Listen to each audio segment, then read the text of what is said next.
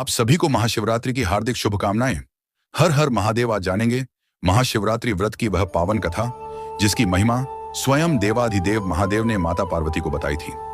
एक बार माता पार्वती ने भोलेनाथ से पूछा, हे प्रभु, ऐसा कौन सा व्रत है जो आपके भक्तों को सर्वोत्तम भक्ति और महान पुण्य प्रदान करता है?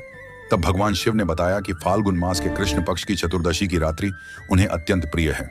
इसी कारण यह पावन रात्रि महाशिवरात्रि कहलाती है और इस दिन शिव भक्ति का विशेष महत्व बताया गया है। पूर्व समय की बात है, जब भगवान विष्णु माता लक्ष्मी के साथ शेषनाग की शैया पर विश्राम कर रहे थे। उसी समय ब्रह्मा जी वहां पधारे और उन्होंने स्वयं को सृष्टि का पितामह बताते हुए भगवान विष्णु को पुत्र कहकर संबोधित किया। यह सुनकर भगवान विष्णु शांत भाव से बोले, पुत्र, तुम्हारा कल्याण हो। बताओ किस कारण से यहाँ आगमन हुआ है?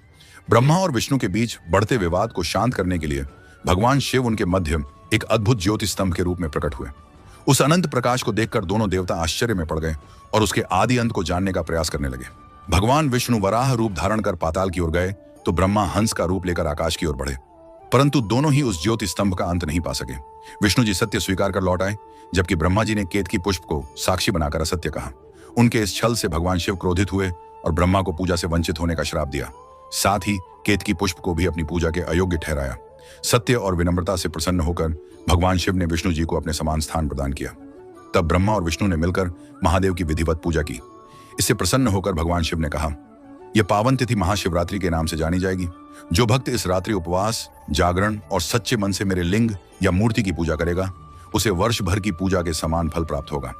इसी कारण महाशिवरात्रि भक्ति, त्याग और शिव कृपा प्राप्त करने का सर्वोत्तम पर्व मानी जाती है।